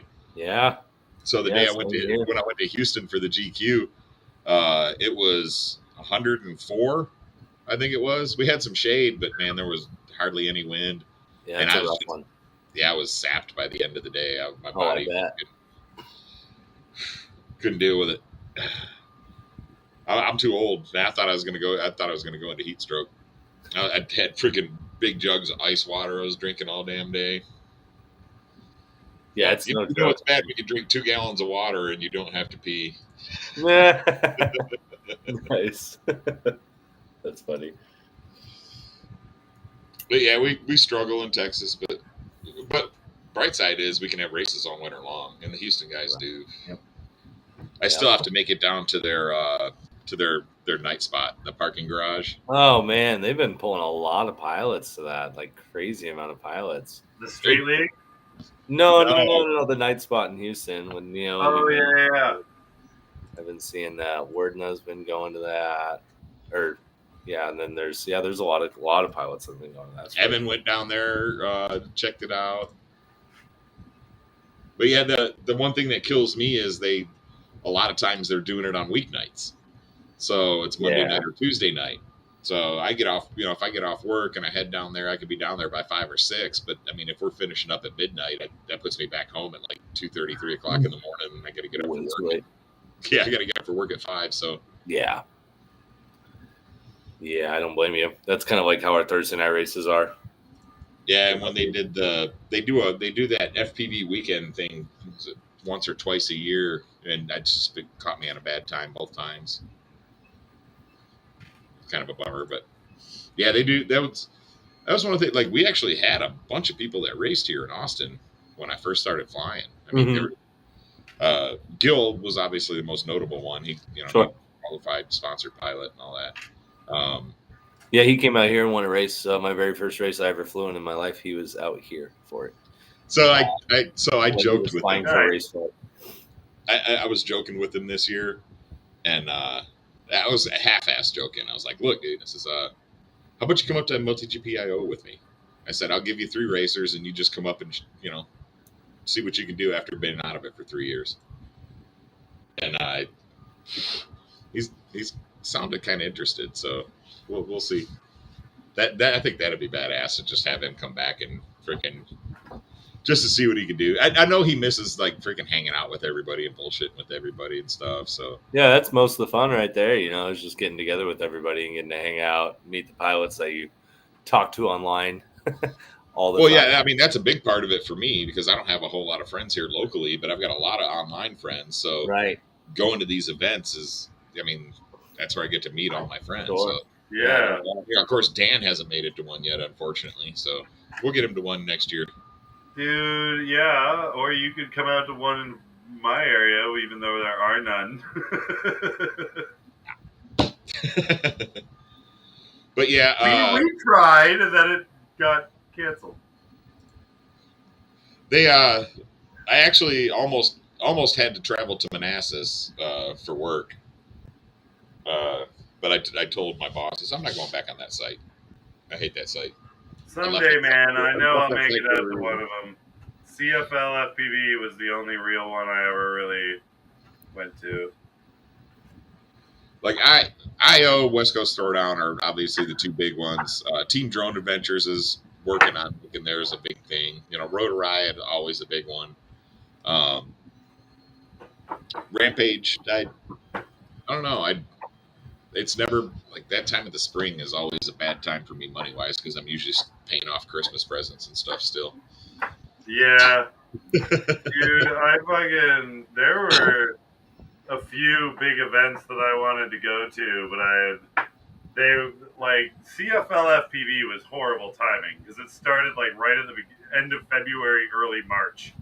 So like you're sitting there in a couple $1,000s of debt trying to pay off all the Christmas presents and spending and shit, and boom, you're like, okay, now I'm at an event where all I want to do is spend money. Like, so AK, do you make it to any of the big events? What's that? I said, do you make it to any of the big events? So I've raced in multi-GP champs for the last 4 years. Okay. And this year, unfortunately, I can't attend. With the change in dates, it just doesn't work for me, unfortunately. I typically do Mayhem. I never do IO because IO falls around the time that I do a 2-week vacation with the wife for our birthdays, and it always falls right at that time. So I can never do IO, so that's unfortunate. Yeah. Priorities. Other than that, you know, you mean you haven't convinced her that camping out with a bunch of FPV dudes is a vacation? I haven't quite achieved that one yet. No. Yeah. Still working on it. Yeah, no. There are a lot of ladies out there. Yeah, no, for sure. And don't fly too, but right. Yeah, no, yeah, it's growing every year. And I like typically Champs is the bigger one for me that I go to, and then Mayhem. I race for a couple different teams on Mayhem, and then let's see. Unfortunate this year, I won the Freedom Spec race out here. I heard about that. I did not, barely. I owed Grower a loss, man. Last time he came and stomped me in spec last year, so I had to get him back. But I really wanted to go to that championship next month. But I work one Saturday a month, and that happens to be the Saturday, and we can't swap it around, request it off. So that's kind of out of the picture. That's the same weekend as West Coast Throwdown, so which is also kind of unfortunate that they're the exact same weekend. Yeah. You know, for the Freedom Spec Championship and West Coast Throwdown. Other than that, I think I might go to Drones in the Desert, I think it's called, in Colorado in September, first weekend of September. That's a street league and open class race. And then a lot of times I'll do Cali class too. That's down near Durango Grand Junction area, right? Yes. Yeah. I was here. I'm going to go to that one. I started my drone journey really building drones when I was living in Steamboat Springs, Colorado. Oh, okay. So I was looking at all the local guys like West Side and all those dudes that were all in Colorado too. So yeah, they got a lot of quick guys, you know. Plus their street league. Plus Tiny Whoop out there is pretty big too. Plus whooping, you know, with Full Send and Jesse Perkins with Tiny Whoop. Yeah, they do a lot of whooping out there. Full Send probably hosted more Tiny Whoop races than any other company by far. You know, they bi-weekly races or two races a week. Excuse me, on Sundays and Thursdays. So, but yeah, no, it's shout out to Full Send on that one. Yeah. Yeah, I try to make for the past 2 years I've done IO and West Coast Throwdown. IO I've done since 2018, Okay. every year. So that's I truly enjoy that event. That one I'm going to no matter what. West Coast Throwdown, man. Last year was my first year, and that was so much fun. What's Had a up, freaking Mr. Fly? had a Yeah, blast out there. I've heard a lot of good things about West Coast Throwdown. A lot of good things Yeah. about it. And of course, IO is like always known as like the mecca. You know, you get everything out there, literally everything. Well, I was one of the ones that petitioned hard to get them separated because it Yeah. was just because they were freaking consecutive weekends. Right. Like that was a hard road trip for me last year because I went from Texas to IO, did the weekend at IO. The week between, I drove to freaking Oregon and then set up and did the weekend in Oregon and then drove all the way back down to Oh, Texas. wow. That was That's a that lot. was a long 3 weeks on the road. But like I love wanted that. to stop in Vegas on the way home, and I was just like, "Fuck Vegas! I just want to get home. My ass is glued to this damn chair. I really don't want to be in it anymore." So, Yeah. No, for sure. but yeah, I'm glad they split them up this year. I think it allows more people to. I mean, instead of having people pick between events, I mean, the racers are gonna, more. Well, it depends on where you're from. What's easier to access, but I do like him making it to one East Coast ish event. So I can see my friends from both sides of the freaking country. So yeah, that's smart. Yeah, that's probably the two best events to do then. Hey, honestly. Ted, do you get out to many events? No, I've been wanting to go to IO, just has not happened. I may try to get the West Coast Throwdown though. Yeah, this is the first year I'm sponsoring both events. So I sponsored the freestyle area at IO. Oh, cool. And then also sponsored the main event dinner. He's also feeding them. Yeah, I sponsored the main event dinner where I cooked 2 briskets and 3 pork butts. You were the master behind that. Yes, he was. Okay, I've heard a lot of good things about your cooking. I'm gonna throw that out there. I I'm doing that. Like, dude, the brisket. So I am doing the pilot appreciation dinner at West Coast Throwdown as well. Oh, cool. So I'll be smoking. I just bought new parts for my smoker to make sure it's all tippy top when I'm heading out that way. But yeah, so that I carry a U-Haul with it, so I can put all my quads and everything in it. Oh, smart. Oh, yes, my meat was very delicious. But yeah, I did a couple of volunteer meals at IO to feed the volunteers, and then I did the one big meal at the World Champs race. So, and then I did barbecue on Sunday last year at West Coast Throwdown. I was gonna do it Saturday, but they ordered pizzas for town for the pilot appreciation. Oh, okay. And it was just, I mean, to be honest, town is 20 minutes away, so even if they cooked all of the pizzas fresh, you're eating a 30-minute, 40-minute old pizza. Right. And they don't have enough hot boxes to carry them all in. So so it's you. I did the brisket and stuff the next night, and then Derek and all the quad fellas guys were just like, dude, you need to do this for the pilot appreciation dinner on Saturday next year instead of doing it on Sunday when everybody's already almost gone. I gave away like freaking 5-8 pounds of meat because because Sunday, it was Sunday on the weekend and everybody had started leaving early Sunday during the day. So this time I'm cooking it on Saturday. Yeah, that makes more sense for sure. Definitely. That's cool. Oh, yeah. So, and then I'm giving away a couple frames for their raffles. The West Coast Throwdown, they give away more shit than any event I have ever been to in my life. Cole Hansen Throwdown. And that's from a Texas boy, so I appreciate that more than some of the others. But yeah, dude, it's going to be freaking awesome. West Coast Throwdown always last year they gave away, it was like $9,000 in prizes. Wow! I won a $500 APD stack. Damn, dude! They gave away 3 APD stacks. They gave away 2 freaking Demon X class frames. They gave away 10 or so freaking Beast class frames. They gave away so. Oh, the Revenant! They were giving away the Revenant Beast. Yeah, they gave away 2 Revenants. Damn. So, and Ostrich Air was out there. They gave away a bunch of motors. The Demon FPV guys were out there. They gave a bunch of motors. I gave 4 or 5 frames. Plus, there was, Gem Fan had T-shirts and boxes of props and freaking hats. Hobby Wing was out there. It's so much stuff was being given away. It was ridiculous. The sponsored list was their sponsored board was gigantic. Yeah. It's like had to continue to shrink everyone's logo to fit everyone else on there. It's like, oh, gotta add you in. Yeah. Oh yeah, Matt, it was. Matt, you and I That's both awesome. got West Coast for sponsors this year, right? I think, yeah. You got West Coast. I know that. Pretty sure I talked to Derek and got our name on there too. But yeah.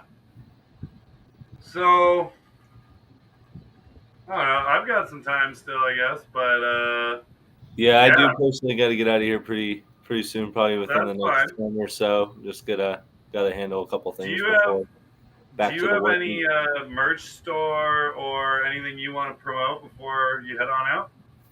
Not yet. All right. No, I appreciate you asking. Hopefully soon. I would definitely suggest, like I said, the newsletter for now is probably going to be your best way to stay updated on the information. And of course, if you're going to Webtopia or planning to, tickets go on sale August 15th at noon. Yeah. Time. Last year we sold out 80 tickets in 4 hours. Dude, that was ridiculous. We'll see how quickly we sell out this year. We always get little fun side bets going on. I was literally video chatting with Grabowski when that was going on, and it was like, dude, it's been 2 hours and we're almost gone. Yeah, like, it's so quick. It sells very quick, So we're excited. It's our 5th year anniversary coming up next year for that. So nice.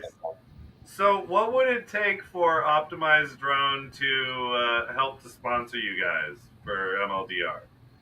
Are you guys looking for sponsorships or for input? Spread the word, at least. Yeah.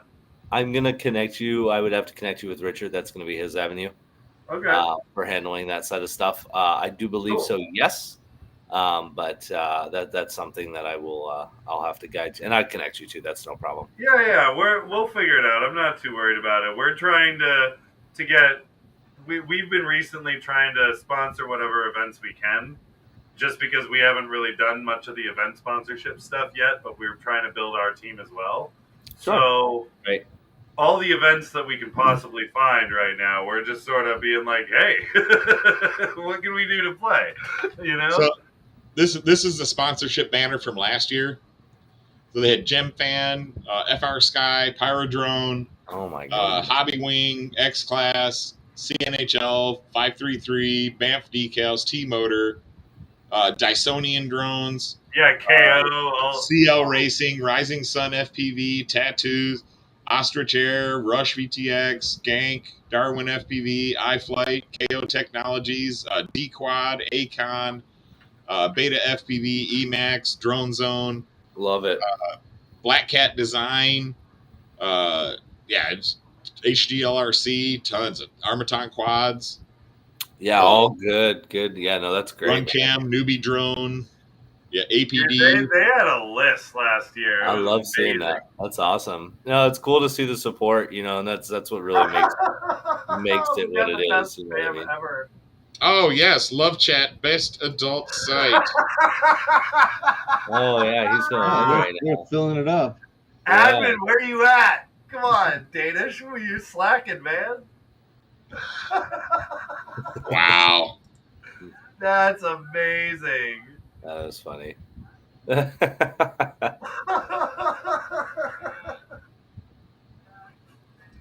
Wow, we haven't gotten one of those in a while.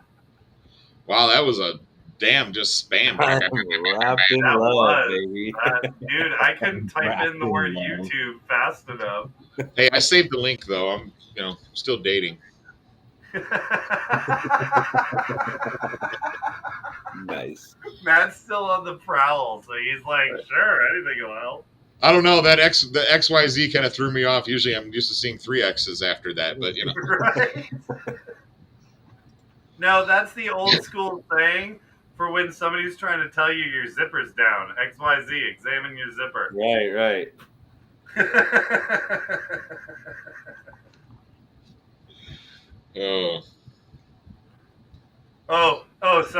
Danish was editing Mutiny V2 Hard Rippage. So Oh. sorry, Danish, we didn't mean to interrupt with our spam.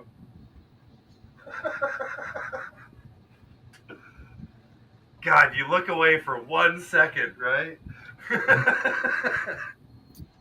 I'll give Danish Danish flies in some insane. Oh, dude, let's Okay. see. Let's pull up one of his vids real quick. Yeah, I'm getting ready to here real quick. I knew it. So Danish is one of our team pilots, guys. We've got a few really amazing pilots. Like we've got around, I think, 10 or 12 pilots on our team now, and one of which is your friend Jeff West. Oh yeah. And he's our Whoop race pilot for Team Optimized Drone. My name is Jeff. Yeah, my name is Jeff. Fucking love that dude. But we've got Danish Stallion, we've got Vitrafly, we've got Drone On, we've got Just Mihop, we've got a bunch of just amazing pilots. So this is what Danish calls his throwaway footage from Rotor Riot Rampage. Throwaway footage from Rampage. He says, "I lost all my good stuff." He goes, "This is what I had left." Yeah, it wasn't even his main edit, and we were like, "Dude, we're gonna smack you so hard when you say this is your throwaway footage."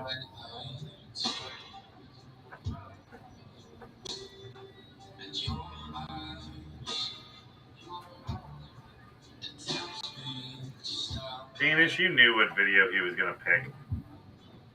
Well, no, I like Gates of Hell too. So well, true.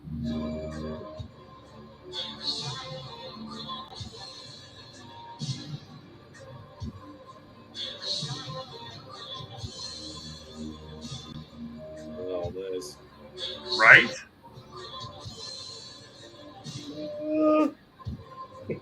Ridiculous, right?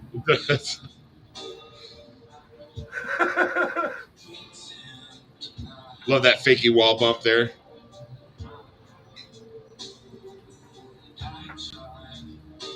See, the thing is, like, this is why I love pilots like Danish and Vitrafly and that. They make pilots that think that they can fly drones question whether they can fly drones. Like, we've got pro race pilots, pro freestylers just hanging out, watching this going, dear God. Like, yeah, so Danish is a Gank MultiRotors sponsored pilot as well. Yeah. Okay. So he's ripping around the Mutiny frames. Like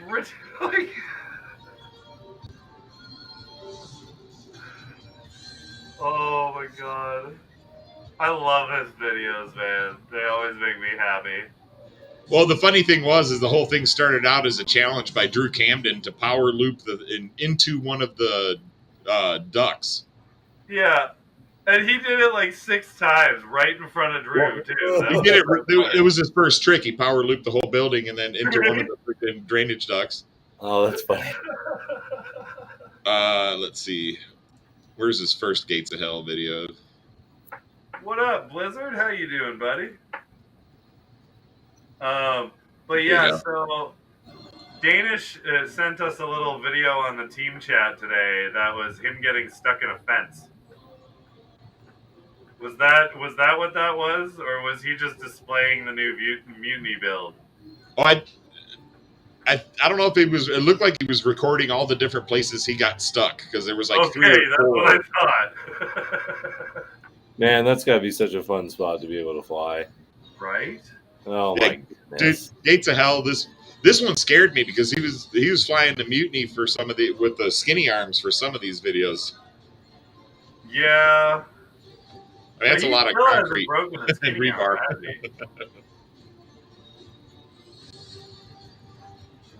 Yeah, Danish kept crashing in weird-ass positions today. We had a team video chat at around, like, noonish, and Danish and the Captain Colin were out flying with Kimberly Browning from B-Quad. Mm-hmm. And they were just giggling. I'd hear, brr, brr, and then I'd hear Danish go, fuck. And then I'd see him take his goggles off and go do the walk. And I was just like, yes. It was so fun.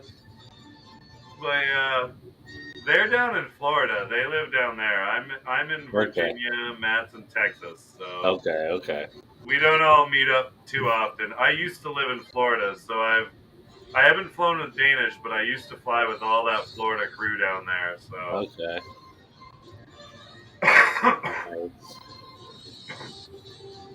Yeah, dude, his freaking high-speed proxy in this video is just nuts. Right? And he does some very, very well-placed inverted yaw spins. Like, he's been doing that yaw spin float that he's been doing recently. I really love it. Every time I gotta play this one too for you real quick. Oh, yeah, AK. This one is a hits short, record books. Nice. That's a With goodie. a 5-inch. With a 5-inch. No space there. Yeah, That was freaking, I had to show that one too. All right, boys. Well, thank you both for joining us. This was really fun. yeah, appreciate us being on. And yeah, if you guys ever want to come on again and bring on a bunch of pilots, you're welcome to. So Absolutely, yeah. Once you guys get, I'm dying. Like, definitely gonna have you guys back on again here closer to winter as you guys are starting to ramp up for the spring season. definitely. Yeah. We'll talk more about the teams and the setup. Hope you guys will have that all hashed out and everything. Yeah, absolutely. Yeah. That way we can kind of talk about the different pilots and a lot more stuff should be, more set in stone. It's definitely And in the Ted, news. I'm probably gonna A lot of work. search you out on Facebook because you're a builder as well. You and I will get along just fine. I kind of thought that myself. Yeah, sure. Sweet. Well, I appreciate you guys. Yes, definitely, and we look forward to all the Whooptopia madness coming up too. That's going to be really fun. Yeah, appreciate the support. Did they rent a house again this year? You should see the house they rented this year. I think I did. I think Jeff sent me a few pictures. Oh, did he? Okay. The new house this year has a full court basketball court, a full court tennis court in its backyard. It's got like 2 pools. It's like 14,000 square feet. It's like 19 bedrooms. And how do I get in on that? This house is that's the thing with whoop racing. So that's the big thing with whoop racing is the whoop house. The whoop house is everything. So all the pilots, 20, 30 pilots all come together and rent a mansion, set up a drone track. That is the place to be. Any hours that you're not at the race, you're at the whoop house, right? And you're either flying packs or talking, hanging out, whatever. It's just a really cool experience. And they always rent massive houses. Absolutely. Last year's was amazing. I was sort of living vicariously through Jeff West's live streams and shit. Okay, so he was here 2 years ago then. Yeah, so he didn't make last year's. Or well, I guess this year's I would say. So yeah, he was at last year's, the January 2021. Yeah, the first Whoop House mansion, like proper mansion that they did, I think. Yeah, I'd say that was the kickoff. Yeah, that house was nice. That was a big house.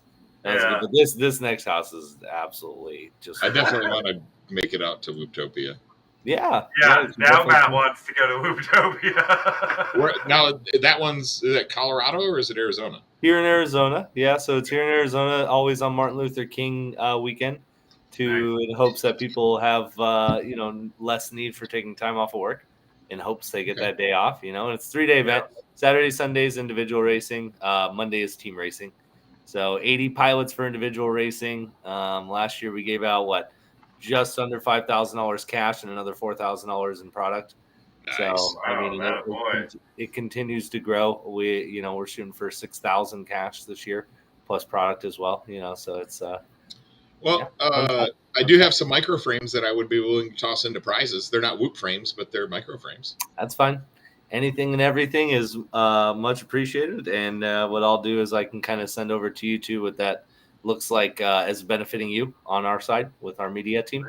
With live stream and whatnot, website, you'll be on the website, online promotions, multiple, audio shout outs. You get a commercial segment on the live stream. So nice. I can send you over some info for that. Absolutely. Yeah. I've donated for iGow and RaceGow. So Oh, cool. Yeah, Race Scout. Yeah. Race Scout kicks off at midnight. I designed the first track. Yeah. Wow. So that was another thing, guys. I like literally a half hour before this show started tonight, I messaged AK because I was scrolling through Facebook and I was just like, dude, you designed the track for the new Race Scout? What the hell? Like, Yeah. so that's going to be coming out tonight at midnight, is it? Tonight at midnight Pacific Standard Time. Yeah. Okay, so 3 a.m. my time. Got it. See you then. Make sure you go cut your PVC. Yeah. I'll be live. I'll be there live. Yeah, right. I'll let my 4 kiddos wake my ass up. Yeah, there you go. Nice. But No, yeah, that's gonna be guys, exciting. thank you That's again gonna be for really cool. joining us. We'll do this again soon. Absolutely. And Ted Wayne will definitely get in touch very soon because I got some ideas that I want to run by you. Sounds good. Always looking for new ideas. Sweet. All right, Thanks, boys. team. All right, guys. All right, Have a good everybody. night. Thank Thanks, you guys guys. for joining the stream. Thank you.